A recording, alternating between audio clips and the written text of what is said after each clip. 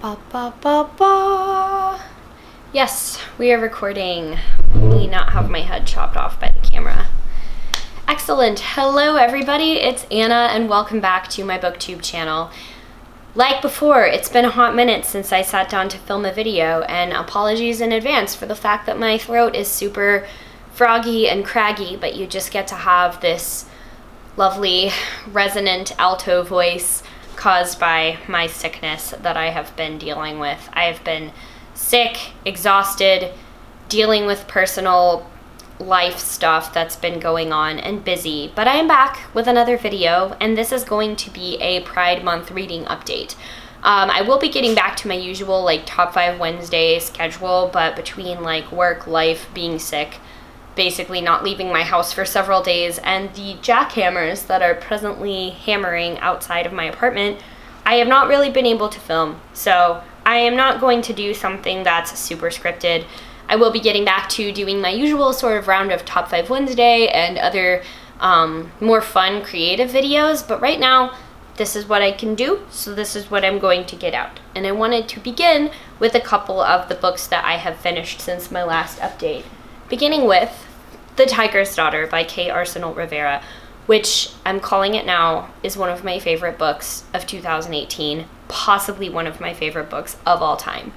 This is the story of two warrior women ladies, Shizuka and Shefali, who are both kind of sworn to be companions throughout their life, it's destined from their childhood that their fates are going to be inexplicably intertwined and that they're going to have to be warriors together. And let me tell you, these ladies, they go through some shit, but their love for each other is just, oh my god, it's so overpoweringly wonderful. I was reading this on the bus on my way home from work, and we got to one of the steamier sections, and I could feel myself getting hot under the collar on the bus. It was so good. It was so wonderful. Normally I don't really care that much about reading super sexy stuff in books, but this was just oh my god, my heart was exploding with love for them. And I just recently learned that this is actually going to be a series. I believe the second book is called The Phoenix Empress, and it is going to be coming out this fall. This book was actually so good that I pre-ordered the second book before I even finished the first one, which is something that I never do because I've been burned before by that, but I am just that excited about more of this world and more.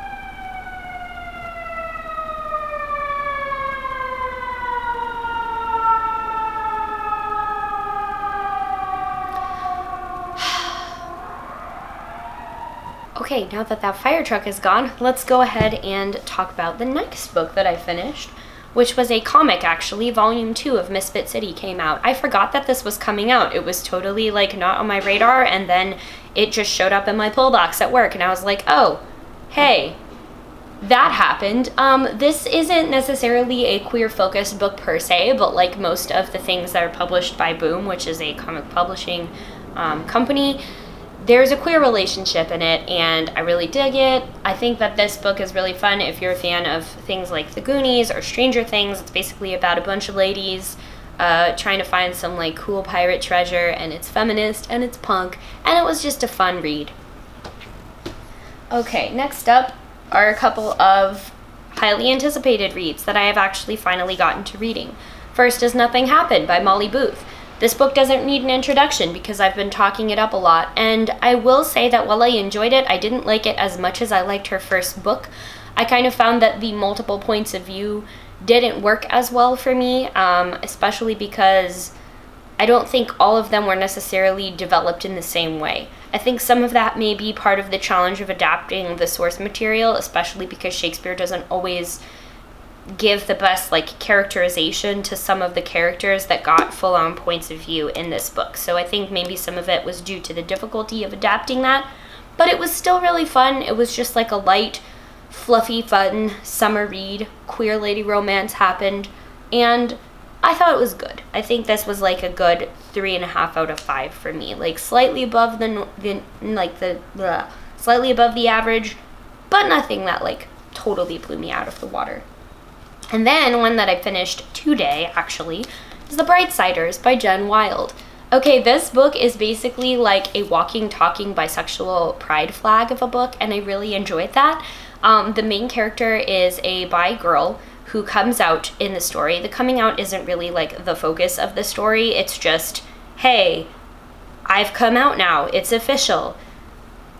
Do with that what you will. But because the main character is a famous musician that has been in the spotlight because of getting busted for underage drinking, this book has a really good opportunity to kind of go through the bad bisexual stereotype. You know, the stereotype that bi people, especially bi girls, are doing it for attention, or they're just gonna end up with a dude anyway, so why does it matter that they come out as bisexual? And the stereotype against like bi people more generally, that they're slutty, they're promiscuous.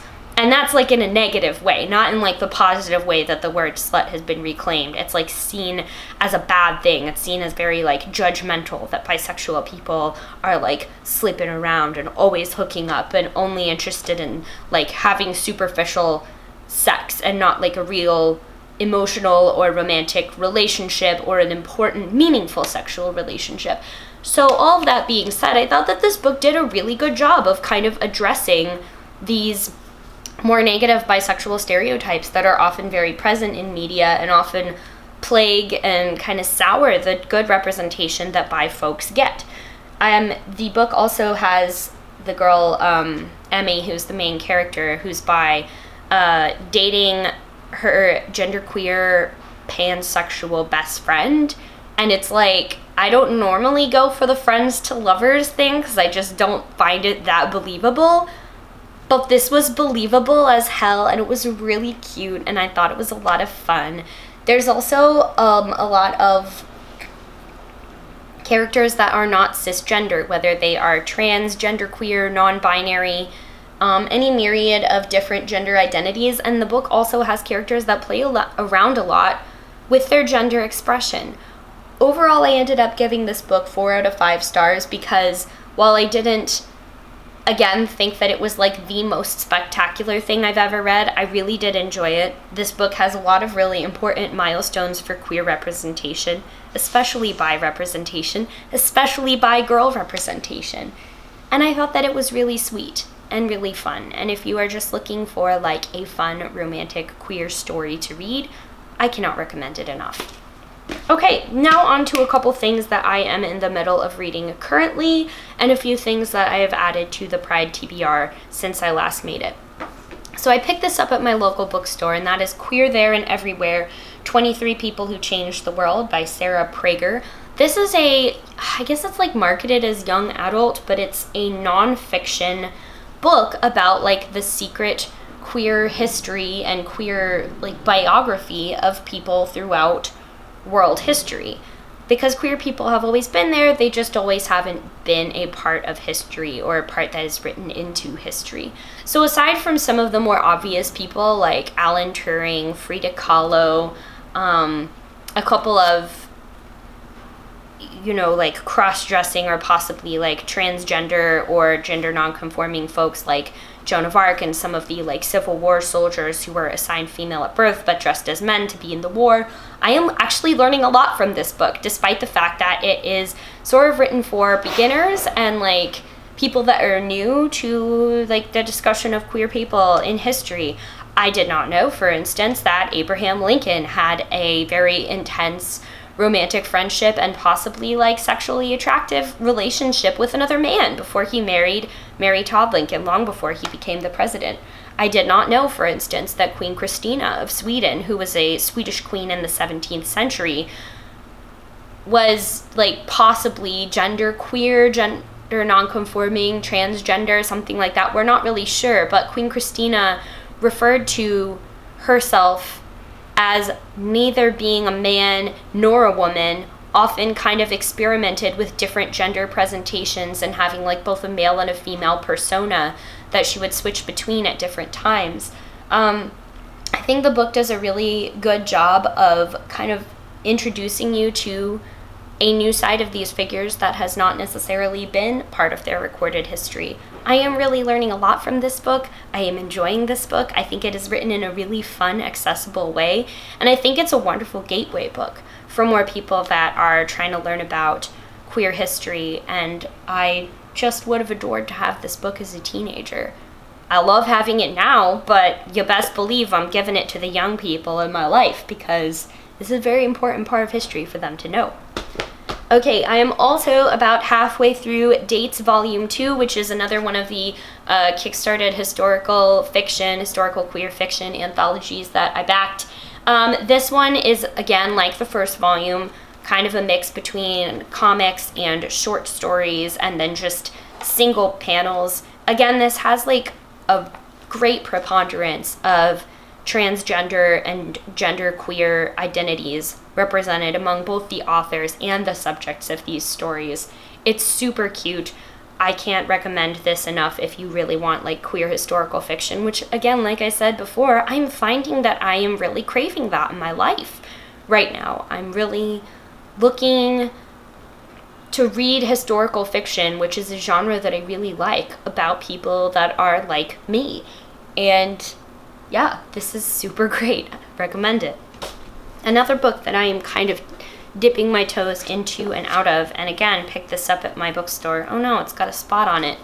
It's called How to Understand Your Gender, A Practical Guide for Exploring Who You Are by Alex Iantafi and Meg John Barker. They are both from the UK, so this book does kind of have some focus on like the UK a little bit more so than the US. And again, a lot of this book is kind of written at a beginner level if you are very new to the vocabulary of like gender identity versus gender expression versus like gender roles. If you're interested in learning more about like what is the gender binary, how does that affect my life?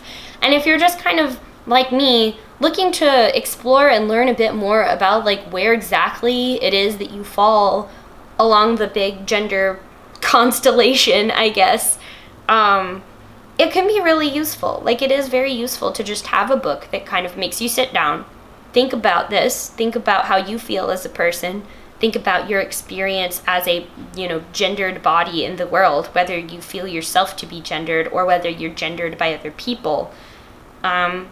It's very useful to sit down and read something that makes you think about that and makes you say, oh, like, what are moments that I feel really comfortable being gendered in such and such a way, and what are things that make me feel uncomfortable in being gendered such and such a way. It is written from an own voices perspective. I believe that one of the authors is a transmasculine person, and then the other author is non-binary and uses they, them pronouns. This is a really good book. I really enjoyed it. I thought that it was going to be too basic, but it is actually proving to be very helpful to me and things that I have been curious about, especially when it comes to things like gender fluidity, shifting gender expression, stuff like that. So yeah, there's something in that for everybody. Whether you feel yourself to be the gender you were assigned at birth, the gender you were socialized as, or maybe no gender at all. Yeah, it's been really interesting to go through. I am going to start a new fiction book pretty soon, and that's The Seven Husbands of Evelyn Hugo, which I know has a bi protagonist. And I also picked up a couple sort of queer comics and zines that I want to add to the list. First among those being The Clever Tailor by Elle Skinner, which is a queer fairy tale comic I picked up at Emerald City Comic Con. Also, I have Duel Masquerade, which I also picked up at Emerald City Comic Con. This is part of, again, a historical queer comic series with a non-binary protagonist known as Duel. Haha, get it? Like swashbuckling duel, but also dual, D-U-A-L identities, which is very cool. And I love the way that the art looks in this comic. I cannot wait to get through that. Another Kickstarted item came for me in the mail, which is a survey of queer looks from 1890 to 2018. Edited by Zora Gilbert and Kat Para. This is basically just a zine of queer fashion throughout the ages. It's very beautiful as an art book, as an expression of like queer artists' work. Very cool. And then this one isn't necessarily about queer people per se, but it is primarily written by a bunch of queer artists and creators, and that is Almost Real, a speculative biology zine. And it's basically a zine about like all these interesting and strange biological creatures different sort of like monstrous or grotesque bodies, things that are just made up purely for the world of this zine, and I'm super here for it. This kind of reminds me of like a Dungeons and Dragons handbook in a way, because it's basically got like all these new creatures and lore about them. I mean, look at this. Doesn't that just look so interesting? Oops, I have also a sticker sheet that came with the book that has fallen out. Hold on, let me show you what that looks like. Yeah, very, very cool. So I'm super excited about that. I'm hoping that as I go through Pride Month, I will be able to post a little bit more frequently. I am going to go to Portland tomorrow, which means that I will be visiting Powell's City of Books. I might try and make a little short video about that. Not sure that it's going to have any talking. It may just be a voiceover of me looking through the books at Powell's, but we'll see. That would be something new and interesting for me to do.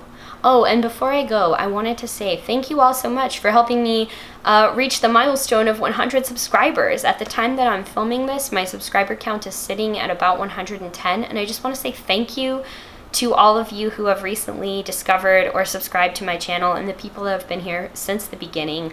I never would have imagined that in like barely 5 months of doing this, that this many people would want to watch my videos or care about what I have to say. So thank you, thank you, thank you so much. I really appreciate it.